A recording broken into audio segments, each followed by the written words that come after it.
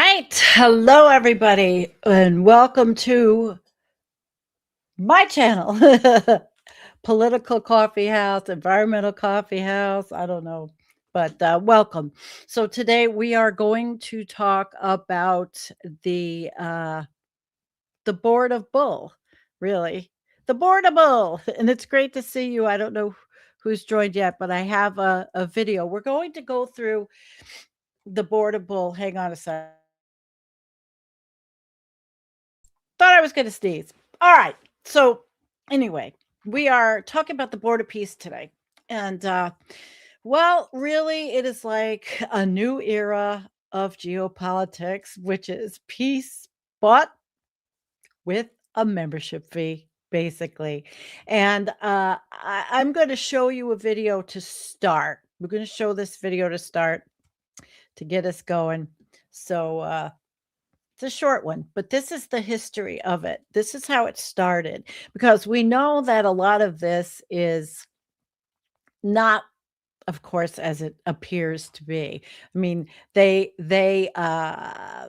a board is a multi lateral mechanism, and they want to coordinate reconstruction and peace building in Gaza. Yeah, that's what they wanna do. That's what they say they wanna do anyway. I just wanna make sure I got all my notes. Yep. And so let's watch this video. And, yeah, where is it? Okay, here we go. Part of the plan is the reconstruction, the building, rebuilding of Gaza. And you're builders, you've been in real estate. As you said, it's extremely complex. Tell us more about the plan and how much it's going to cost, where's the money going to come from, and who's going to award the contracts? 3 questions. Ooh. I think it's going to cost a lot of money. What's a lot of money? The estimates are in the $50 billion range. It might be a little bit less. It might be a little bit more. I happen to think that that's not a lot of money in that region. You have governments that are going to jump on in, and So the Middle East countries are going to provide the money. What you'll see European participation and so forth. I think Oh. the beginning of this plan is how to get it going, and that's what me and Jared work on all the time. The money raising, we think, is the easy part. We think that happens relatively quickly, but it's the master plan, and we're working with a group of people who have been working on master plans for the last 2 years. So there are plans already. We have plans already. We have a master plan already. And by the way, and Jared's been pushing this, and we're working together on it. And I think if the world saw the progress so far, they'd be pretty impressed. If the world saw the progress so far.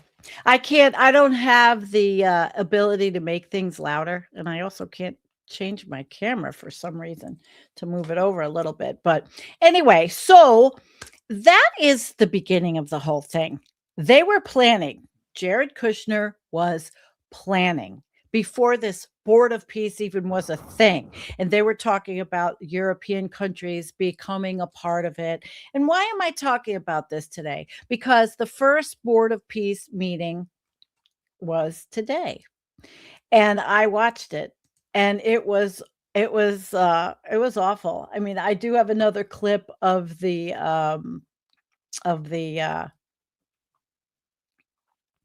lovely president, which I'm not going to show it at this minute, but I will be showing it. I will be showing it. It's a video file. I want to talk about a couple of things with that, and I'm going to show you. We're going to go through that plan, the plan that they started with, because it'll weave into where we are now. So I'm going to add this to the stage. All right. So this is the plan. This is the plan. This is the Board of Peace. Here we go. The Board of Peace. This was the plan. And here's the timeline. The 2-year war, right? 90,000 tons of munitions, 60 million tons of rubble, tens of thousands of fatalities. 20-point plan, ceasefire, release of hostages, UNSCR 2803, and historic humanitarian aid. Okay, so in that, there's supposed to be a ceasefire, and Trump always says there's a ceasefire, but there isn't. No, that there's still all that. Then peace and prosperity. This is like the hopium dream. Security, de-radicalization, free market economy, and reconstruction. And then there is historic humanitarian aid, which is they're saying it's historic, but we haven't seen any of that yet. We haven't seen anything like that yet. So 100,000 100% basic food needs met for the first time since 2023. We haven't seen that in Gaza at all. 55,000 total trucks. We've seen nothing like that. We've seen the trucks being stopped. These people are still living in tents. 1.4 million pallets. Okay. National Committee for the Administration of Gaza, and they have a mission statement. It was authorized by the UN Security Council Resolution 2803 and President Donald Trump's 20-point plan. But the thing is, without me having to read it, this is where the part came. They parted, and they came up with this board of peace. Board of peace. They said they're committed to establishing security, restoring the essential services that form the bedrock of human dignity, such as electricity, water, healthcare, and education. Yeah, for who? For who? Right? So quickly, this was their master plan to do Rafah and Khan Yunis, Rafah, Khan Yunis. Now, center camps, phase 3 camps. And we don't have to go through all this, but it's all going to be coastal tourism here. And then they're going to have data centers. Oh, yeah, data centers. That's a big thing, bringing data centers there. So all of the data center companies are chomping at the bit. And parks, looks like lots of parks, highways, and but residential areas. Okay, we see the residential areas, but who for? So here's New Rafah, 100,000 permanent housing units, 180 plus cultural, religious, and vocational centers, 200 plus educational centers, 75 medical facilities. And here is the coastal tourism look. I'm sure you've seen it, but we had to look at this anyway. The energy and digital infrastructure, but they're going to a transportation hub, data centers. Yeah, they're supposed to. So the Palestinians are, let's look at this. We'll go back and look at this really quickly. So the here's where they live. It's where they're supposed to live. And the industrial complexes are right next to the living centers. Isn't that nice? And we know what data centers do. We know how awful it is. So now this is always the one that gets me. Empowering Gazans with jobs, training, and services. It 13,000 a year. Annual average household income in 10 years. 13,000 plus. That's nothing. You know why? Because you see all these hotels and all that you see in this master plan of why I call it bull, is because they're going to in there they're going to be working. They're going to be wage slaves, basically. That's the jobs that they're going to give them. 500,000 new jobs in construction. Who's getting those jobs, Jared? Who's getting the jobs? You know that it's not going to be Palestinian people unless they're picking up the garbage. 25 billion in investments in modern reliable utilities. Yeah, because they want to have their strip. 1.5 billion investments in vocational schools. We'll see. Demilitarization principles. Okay. So I'm not going to go too much in this at the moment because this says Palestinian led, but it's absolutely not. Nothing about this is Palestinian led. So the Board of Peace. So this was really a bunch of crap, really. But that was what Jared Kushner presented at Davos. And it was really, but there's no There's no Palestinian, it's marginalizing the Palestinians. There's no agency. It's centralizing the decision-making power in a body led by these powerful states, these these people that are authoritarian states. Let's look at them. Okay? Let's look. So, who invited the invitation to the Board of Peace? It is Argentina, Armenia, Azerbaijan, Bahrain, Bulgaria, El Salvador, Hungary, Indonesia, which we're going to talk in depth a little bit about Indonesia because they don't actually fit with the rest of them. Jordan, Kazakhstan, Kosovo, Mongolia, Morocco, Pakistan, Paraguay, Qatar, Saudi Arabia, Turkey, UAE, United States, Uzbekistan, and Israel, of course, who I don't think that Netanyahu was not at the Board of Peace today. They sent their people. Invitations not accepted. They issued them to a lot of places: Albania, Belarus, Cambodia, Egypt, Kuwait, Vietnam, Australia. And I'm saying it because I want this to sink in. Australia, Brazil, China, Cyprus, Czech Republic, Finland, India, Japan, Mexico, Netherlands, Oman, Philippines, Portugal, Romania, Russia, Singapore, South Korea, Switzerland, Thailand, Ukraine, and Vatican City. They were, nope. Canada, they rescinded. So the Board of Peace reached out to Canada, but it was rescinded, and Canada wouldn't do it anyway. And the declination of was Croatia, France, Germany, Greece, Ireland, Italy, New Zealand, Norway, Poland, Slovakia, Slovenia, Spain, Sweden, and the UK. Good. Good. So as you can see, these countries that accepted, they're all the strongmen. They're all the authoritarian countries. And there's really a business motive to this crap. There's a business motive to this. And you know, they it's all of these regimes are in there. And it's economic. And these geopolitical agendas that each country has and business agendas is really overshadowing the local needs of the Gazans. And it's like, okay, so basically it's the future is going to be shaped by these power brokers that rather than the people that actually live there under the guise of peace building. Oh yeah. So let me tell you, now that we looked at that, we saw that, and I showed you the plan, and I don't think the Palestinians are even involved in any of it. Mm-mm. And there's less space for housing than before the war, actually. It seems to me that they don't care about the Palestinians, these power brokers, the Kushner and this Board of Peace. It's all about power and money. And New Rafah, right. We all know that none of this is really going to happen the way they're saying it is. It's just not. It's all about investors. It's Jared Kushner said that the United States would host a Gaza investment conference for the private sector in Washington.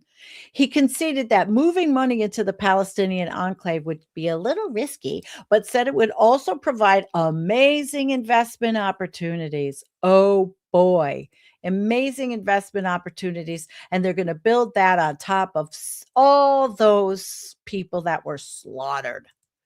They were slaughtered. So the Board of Peace and the cost of it, it's like, I want to, let me see if I can pull up. I have a whole bunch of stuff. I have a whole bunch of screen share articles. Let's see which one I can pull up next. Okay, let's do this one and make sure it's up there. Hang on. Let me add it. It's a little different than my mine. All right. Where are we? All right. So this one was called The Board of Peace, Gaza, and the Cost of Being Inside the Room. Now, this was in the end of January. So this was before the Board of Peace meeting, which was today.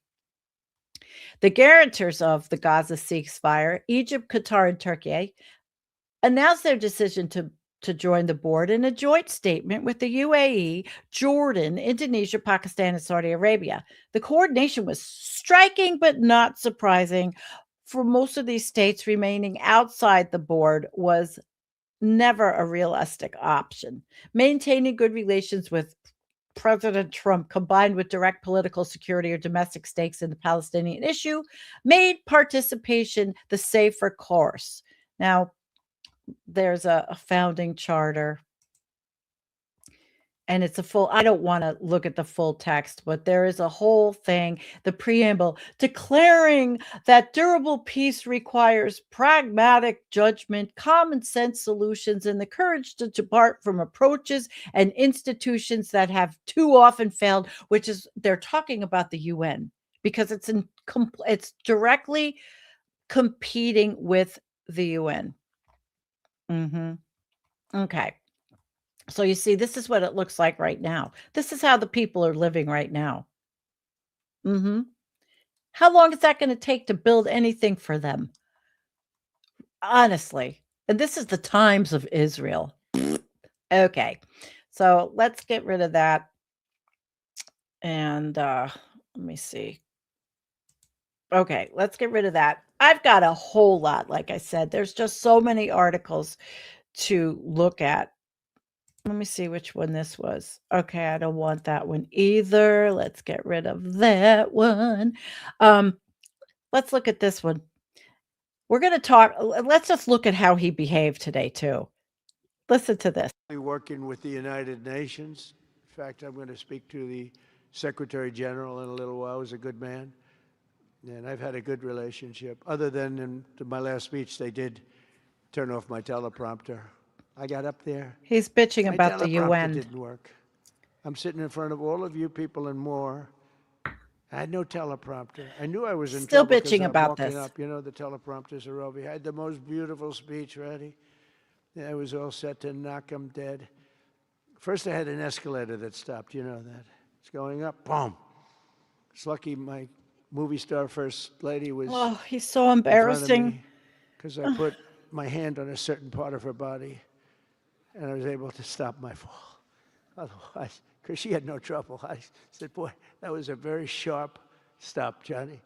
So I said, that was strange. I've been on a lot of escalators. It's never happened before. Usually it stops very slowly. This was just boom. But our first lady was Listen right to in him. the proper location for me. I'm He waving to never people, touched her rear and, end. she was holding on a little tighter. She knew what was happening. She did. She said, that's a very successful movie out right now. Like, Oh, I had to do number that. one, can you believe this? Number one, can you believe this? He's so disgusting. He really is. He just makes me sick. All right, I've got another article. I want to talk a little bit about Indonesia here. There's a lot to talk about, but I want to talk about Indonesia specifically because nobody really does talk about Indonesia, and I need to add this to the stage. Indonesia, and then we're going to talk about the troops that they're talking about sending also. This is which one is it? No, hang on. Because when I'm looking at it's very difficult for me to manage to look exactly at what you're looking at. Wow. Where is it? Let me see what you're looking at. You're looking at PBS News, and they're preparing up to 8,000 troops, which is a commitment. This is PBS. I'm looking for PBS so I can actually pull it up and read it with you. All right, here it is. So they're looking to do 8,000 troops in the first firm commitment. Indonesia has become training a contingent of up to 8,000 soldiers it plans to send as part of an international peacekeeping force to Gaza, the first firm commitment to a critical element of U.S. President Donald Trump's post-war reconstruction plan. Because they've experienced They have experienced peacekeeping operations as one of the top 10 contributors to the United Nations missions, including in Lebanon, which has been deeply involved. But many Indonesians are skeptical of their president, Prabowo Subianto's plans to join this peace board, which he's already done, and to participate in the international security force, with only vague details so far on how they will operate. It's just they're seeing it as kowtowing to Trump, which it is. And this ISF mandate remains unclear. And in my opinion, it seems like, what is it going to be? ICE of Gaza? Then the United States is going to build a 300 plus acre military base there. Did you know that? Yeah. Did you know that? And the thing about Indonesia is that a lot of people feel that Indonesia should not get involved because Indonesia, well, it could be, they have a 1945 constitution. And by joining this US dominated organization that excludes Palestinian voices and includes leaders accused of war crimes, including Israeli Prime Minister Benjamin Netanyahu, Indonesia risks appearing complicit in redefining peace as stability without justice. Palestinian peace plans without Palestinians is equal to humanitarian catastrophe, which is rooted in illegal occupation and systemic violence. And humanitarian scholars and peace builders repeatedly warned peace imposed from the outside, especially by actors with clear geopolitical interests, rarely delivers justice. So their preamble to their 1945 Constitution contains foundational principles that guide foreign policy. I thought it was very important to tell you about Indonesia because they are different than the other countries. They had an opposition to colonialism in all forms. They have a commitment to world peace based on freedom, lasting peace and social justice, protection of national sovereignty, a free and active foreign policy, meaning Indonesia does not align with great power blocs and acts independently. Historically, Indonesia positioned itself as a leader in non-aligned movement, a vocal supporter of Palestinian self-determination. They are nowhere in the Board of Peace plans. A critic of occupation and extended control over sovereign territories.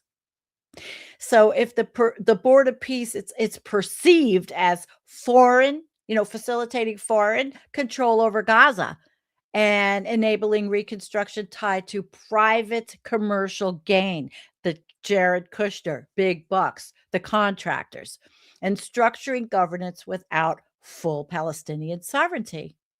And there's critics inside Indonesia that's saying it's totally contradicting their constitutional anti-colonial commitments. So why is that happening? Why is it happening? Well, it's quite tough to understand that. There is okay, I'm going to add another something for you guys to look at, because I don't want to just read from, those were my bullet point notes that I did today, but I want to find the article. Okay, this is definitely something I think that will help us understand because it's from Indonesia itself.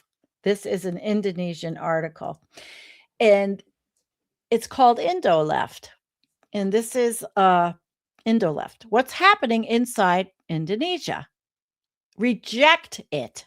This is contending to reject it. And there they see Prabowo signing it in Davos. So this civil society coalition for security sector reform condemns it. Condemns the decision. Never mind that Indonesia will have to deplete the state's pockets to the amount of 16.7 trillion rupiah for the membership fees, which makes no sense and is a waste. I told you, it is peace with a membership. a membership for peace, right? It's not the United Nations. So in this Indo-left, in this writer's opinion, the BOP itself represents an organization initiated by President Donald Trump that under Article 1 of its charter is an international organization, which means it's independent from the United Nations. They're not happy about this, the people in Indonesia. Not really. No. And so it's very important to learn about a country like Indonesia, which because another thing about them is the business. See, I think the president is looking at the money. The coalition believes Indonesia's stance should be to support the International Criminal Court, which has declared Israeli Prime Minister Benjamin Netanyahu a war criminal, which should be tried in international court and not instead join the bureau, the Board of Peace, which I'm calling the Board of Bull. It is totally the Board of Bull. 70,000 Palestinians have died as a result of these attacks on the Palestinians on Netanyahu's order. In the context, Indonesia's joining the BOP is to forget war crimes and crimes against humanity committed by Netanyahu so that Indonesia is slowly but surely falling into Trump and Netanyahu's trap. So this article they're very, very, very unhappy. Okay. These people are very unhappy. Indo-left. What's happening inside Indonesia? And I will have links on my show notes for everybody that wants to look at it. They are rejecting the use of Indonesia's state budget to contribute to this because it has not clearly explained the peace and reconstruction process. All they did was they've explained it in Jared Kushner's presentation. It doesn't look very good. $1 billion membership fee, $1 billion American. It should be used to raise the standard of living of the Indonesian people, especially in areas of education, health, and creating new jobs. Well, that's what people say here. I mean, in our country, it is like, it's not a board of peace. $10 billion is coming from the United States government. It's money laundering in plain sight, like everything else that this administration does. Where is Congress on this? What the hell is happening in our country? Where is Congress? So it's like, okay, where's Congress? Yeah, it's really, it's really bad. So Indonesia, I needed to tell you about Indonesia specifically. And I also then want to go into the military part. And I have another one. This is the New Republic. And I want to get this one in here. The New Republic. It's hard for me to see these little things. It's so different to use two different. Okay, here we go. All right. And forgive my talking. It's just, I guess, a little nervousness. So I don't know if you're going to be able to hear what's in here. We'll see. Now, the New Republic was saying that he was bored. He was bored. He fell asleep when all the other countries were talking.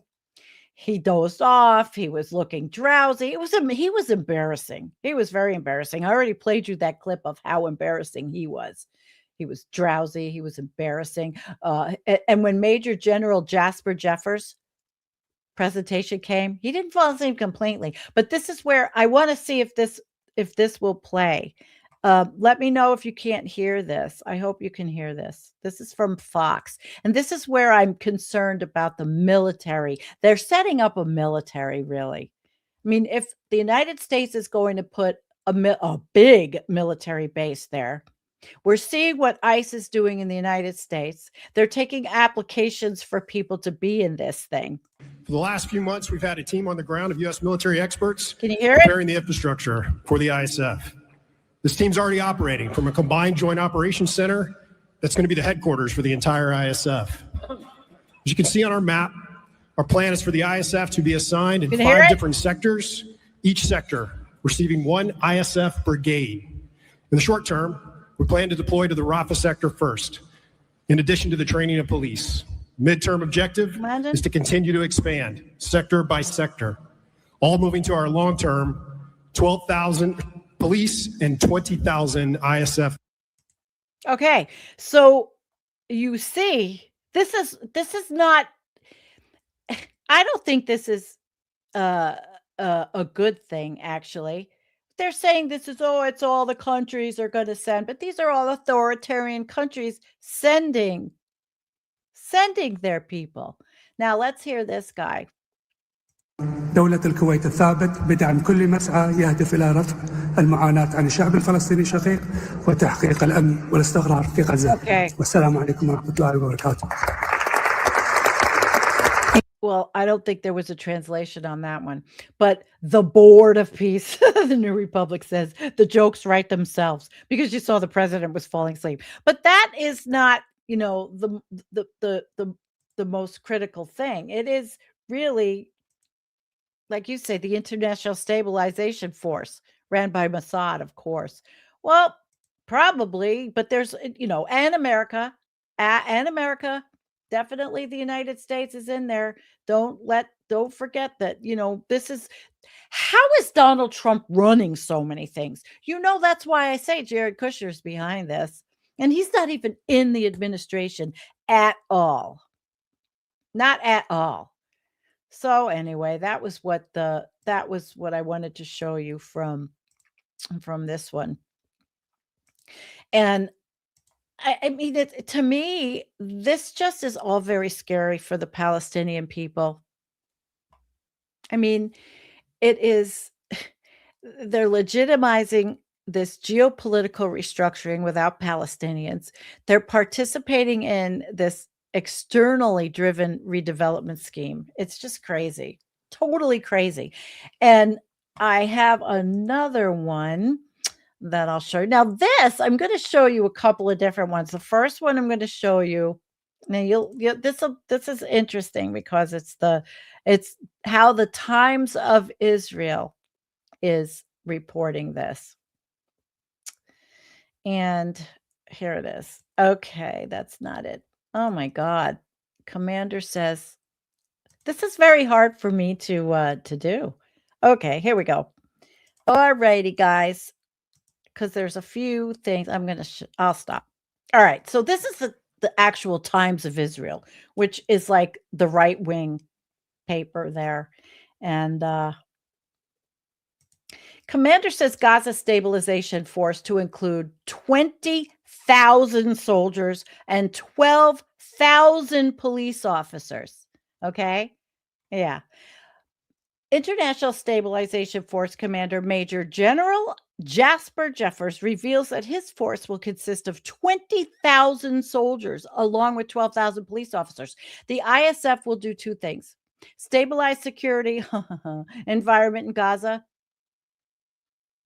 Think about that. Those poor people. And enable civilian governance, Jasper says in remarks at the inaugural meeting. Hang on. I'm a little warm in here. I've got this big, heavy sweater on. It's actually got warmer. They'll do this. He says the U.S. has already established a joint operations center that is going to be the headquarters of the ISF. Oh my gosh. A slide presentation shows that the base will be located in southern Israel, apparently at the Civil Military Coordination Center that has been operating in Kiryat Gat since last year. Jasper thinks Indonesia, Morocco, Kazakhstan, Kosovo, Albania will be contributing troops, and Egypt and Jordan for agreeing to train Palestinian police. We shall see. The ISF commander adds that Indonesia has agreed, which we saw, to fill the position of deputy commander of the force after Jakarta committed to contribute the largest number of soldiers, 8,000. That is why people in Indonesia are so upset over this. But that is the Times of Israel. Okay. Now, besides the Times of Israel, there is the next one I wanted to bring up because of the 8,000 people. Here's another one. I mean, there's a lot of articles I had, tons of articles. That's why I really wanted to do this. People are saying that, and I'm specifically focusing on Indonesia because it's really fascinating for them, and they're upset. Their president, Prabowo, does not care about Palestine. He doesn't care.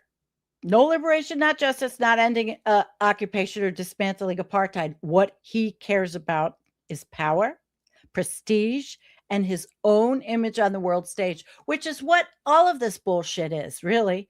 That's what his foreign policy is about. So they don't like, again, this is Middle East Monitor, but he says long before assuming office, he maintained quiet engagement with Israel, including cooperation on security training and agricultural projects. These were never technical contracts. They were political signals that Palestinian rights could be compartmentalized or ignored if they conflicted with Indonesia's strategic interests. So at the 2025 United Nations General Assembly, he spoke of peace without ever naming Israel's occupation.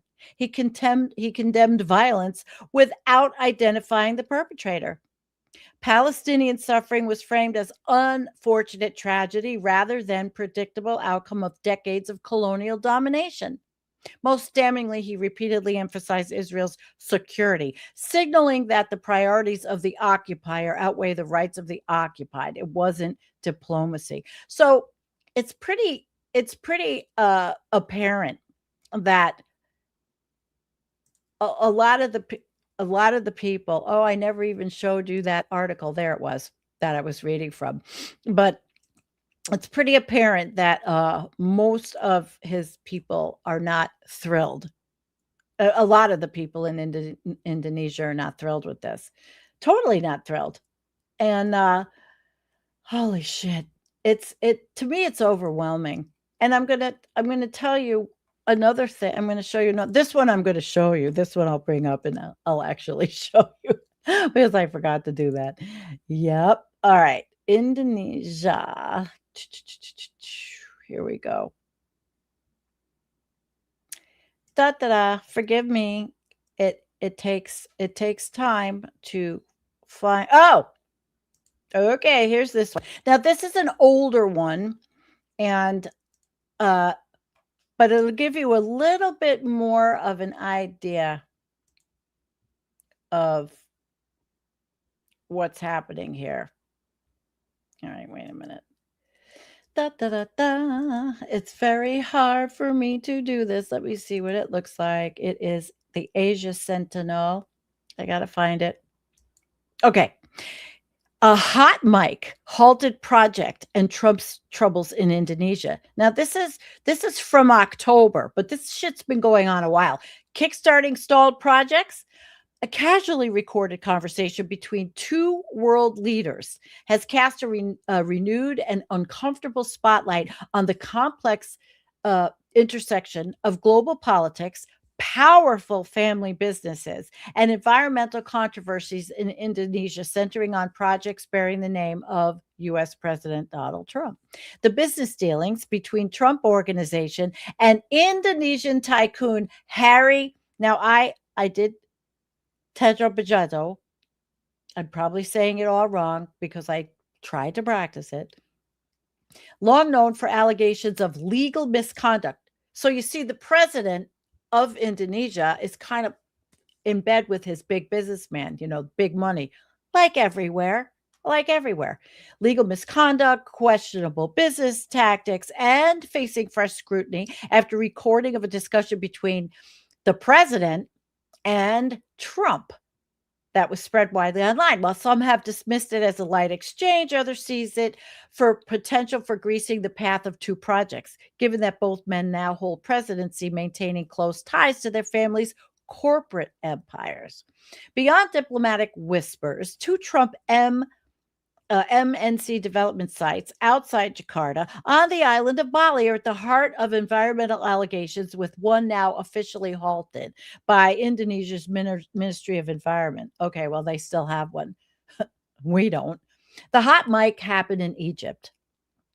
And President Prabowo was caught on a live microphone asking Trump if he could meet with Trump's son, Eric. In the recording, Prabowo was seemingly unaware his words were being broadcast. An asshole could be heard mentioning an area he described as not safe security-wise before turning to Trump. "Can I meet Eric?" And Trump says, "I'll have Eric call you. Should I do that? He's such a good boy. Can you see this?" And he goes, "Oh, we'll look for a better place. I'll have Eric call you. All right, Eric or Don Jr., doesn't matter." And that he would inform someone named Harry, that the oligarch. So this, both Eric Trump and his brother Donald Trump Jr. hold executive vice president roles at Trump Organization. See how the corruption goes so deep in everything they do? This board of peace is the board of bull. Eric Trump said he inadvertently recorded the conversation about his projects in Indonesia. Blah, blah, blah, blah, blah. Blah, blah, blah, blah, blah. It's conflict of interest, and they're sending 8,000 Indonesian troops to the Middle East for this. So these were two troubled projects. I don't know exactly what happened, but they were showing the satellite imagery of a lake that they were supposed to, Lake Lido, where it was supposed to be built, these developments. I'm surprised they didn't pay them off. These included construction activities that did not align with approved environmental documentation and land clearing that had caused the sedimentation of Lake Lido in Bogor. So it was a mess. And of course, the Trumps are right in the middle of the shit with an Indonesian billionaire. Wealthy guy, So it's all this fighting about the environmental problems, so to speak. But the Trump Organization had partnered with local conglomerate group to develop the two projects in Lido and Bali. So it started in 2019. So you see where it goes so deep. You see where all the mess is deep. And now we have the board of bull with Indonesia jumping right in. Yep. Jumping right in.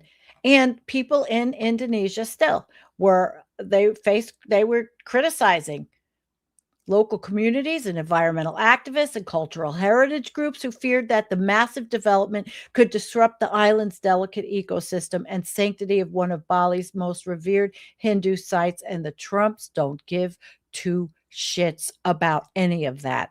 They do not care.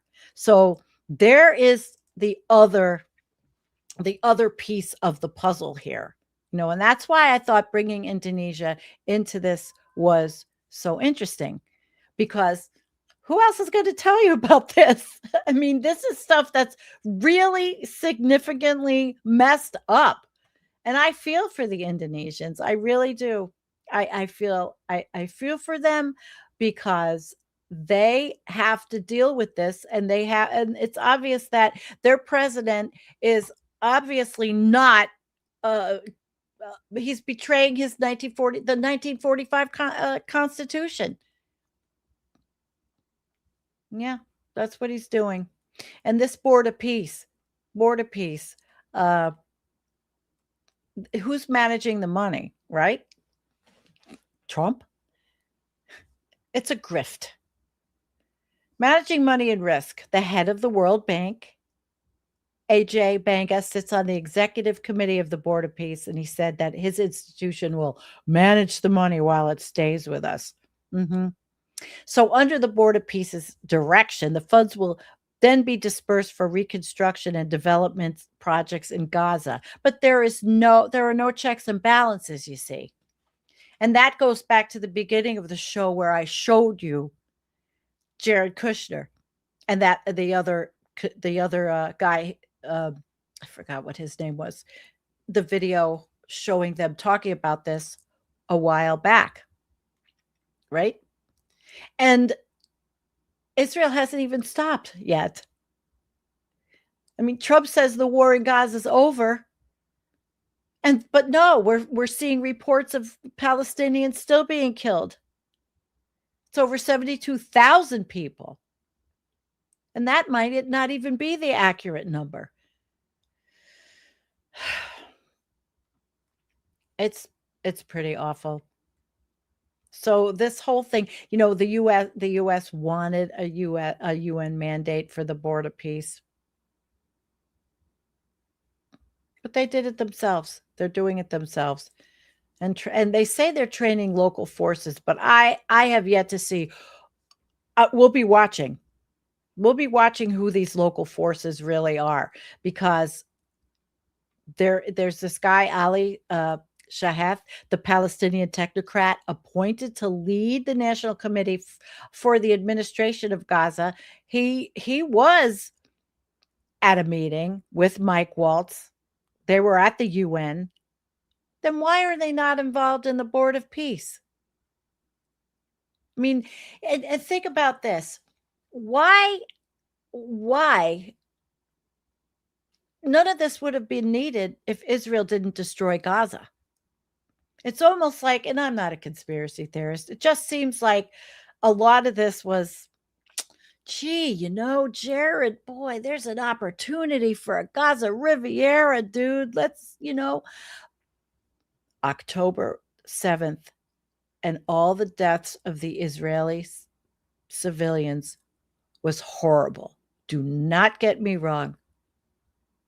Most of those people were just innocent. Yes, Israel has a habit of brainwashing their people. I call them MAGA, make Israel great again. They're just like MAGA. I mean, I could even show you this maybe I should show it to you if I could find it where it was. No, I don't know what happened to it. I had a graphic, and I I put it somewhere. Maybe I can pull it up. I have a minute or so. I was quite pissed off on Blue Sky, because every time I talk about Israel, somebody will block me because they don't understand what I'm trying to say.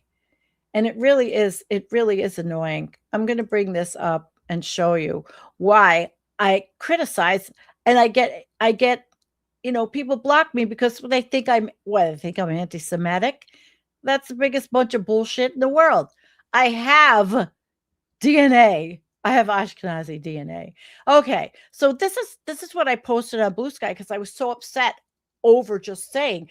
This is from a friend who moved to Israel from Long Island years ago, right? This is what she wrote to me. We're fine here. I have a bomb shelter in my house, so it's a comfortable situation. Many people have to go out of their houses to a close shelter, so we're fortunate. Now listen to this part. It's a good thing that we're trying to obliterate Iran. It's good for the whole world. Peter's at my house this Shabbat. Shabbat just ended here. He's fine. We're just waiting to see what happens. So I said, every time I talk about Israel, someone blocks me without understanding my contention is that there's hate taught in all cultures. Killing thousands of innocent people is justified, and that's what we're going to do. So that because I got really pissed off today because I am so sick of people not understanding that Israelis are brainwashed, and they're always saying that the Palestinians are raised from birth to hate Israelis or Jews or whatever. But it's the same thing on the other side. It's hate all around, hate each other. And it's a mess because of, religious shit. And it just pisses me off. So I just thought I would just throw that in because it's really very sad. It's really very sad. Yep. So let's see. What else do I have in articles? I'm worried about that. Oh, okay. One more thing I wanted to talk about also.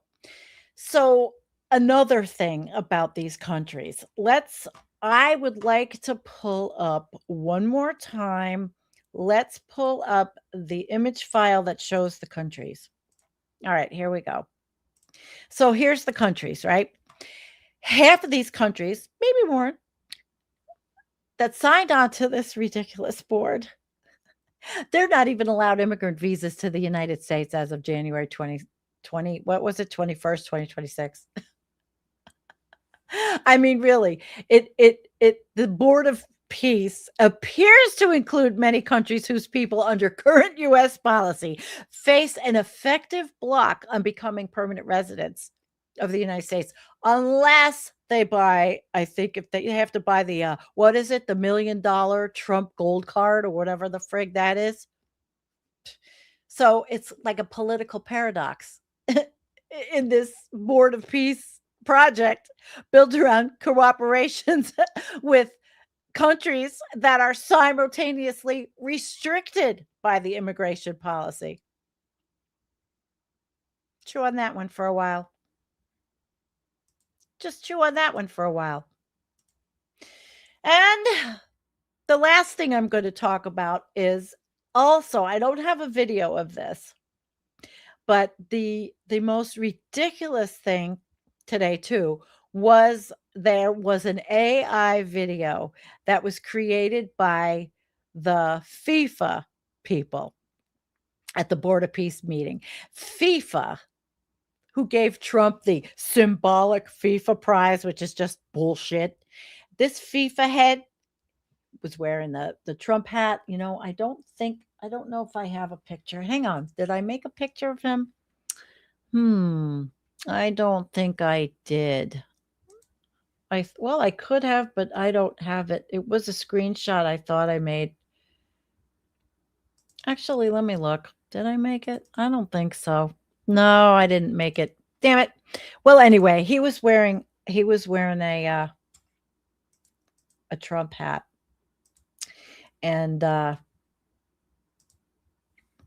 they now say that they're going to partner with the Board of Peace, and they're going to build 50 FIFA arena mini patches and 5 full-size pitches, a FIFA academy and national stadium for 20,000 to 25,000 spectators in Gaza. That's what they're doing with that. So, yeah, boycott FIFA perhaps? Hi, Monica. Hi, Monica. Oh, Monica's a wonderful writer, by the way. Follow Monica on where she writes on Substack, and she writes for the Climate Crisis Club too, I believe. But so the ridiculousness, that's why I call it the Board of Bull. It's corrupt. It's a joke. It's really a joke. It's money laundering. And all these countries, you know, Viktor Orban, they're all authoritarians. They're dictators. And the United States is now lumped in with all the dictatorships in the world. And they are now going to exploit all of the suffering and all of the hardship of the Gazans, of the Palestinians. And, you know, I feel for the Israelis that are brainwashed. You know, Israelis have fallen for propaganda and lies since Netanyahu and before Netanyahu.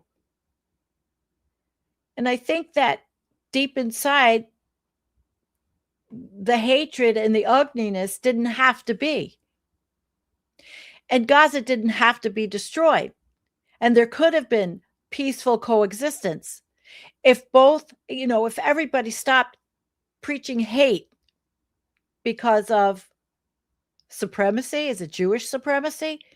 Islamic supremacy? You know, I'm not a historian in religion, but it looks to me like the Palestinians have suffered so much for so long. And I don't think Jared Kushner's Riviera project is so great. You saw how the people are going to be housed right near the data centers, and you know what they create. Where's all that electricity coming from? It's an environmental nightmare. Building on the coast, it's crazy. These people don't have any kind of hold of reality. They don't know real people. I don't even know if any of these leaders have even stepped foot in Gaza. Certainly, we know Donald Trump hasn't. Has Jared Kushner stepped foot in there? And I really try so hard. They're brainwashing you. Feel sorry for them. Listen, isn't everybody brainwashed? It's a sad situation. I mean, every country brainwashes somewhat. It's just a fact of life. So yeah, I feel sorry for people. I feel bad that humanity is such a flawed species. Yes, I do.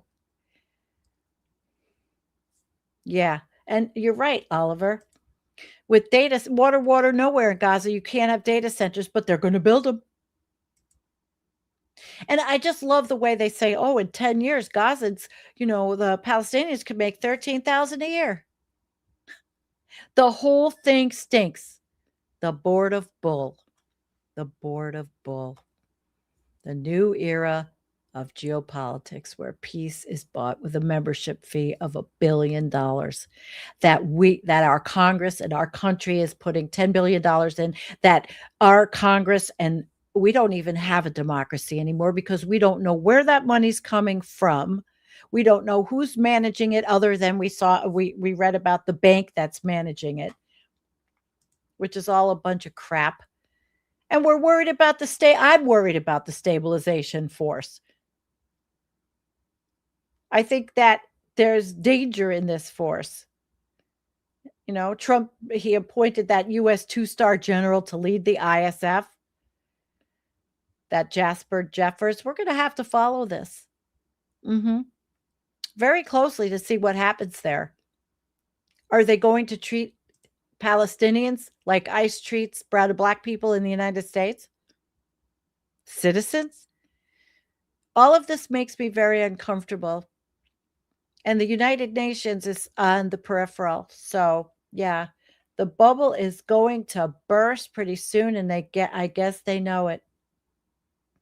And we aren't emotionally mature enough to do anything. Gosh. I feel fear for this Board of Peace initiative for the Palestinians.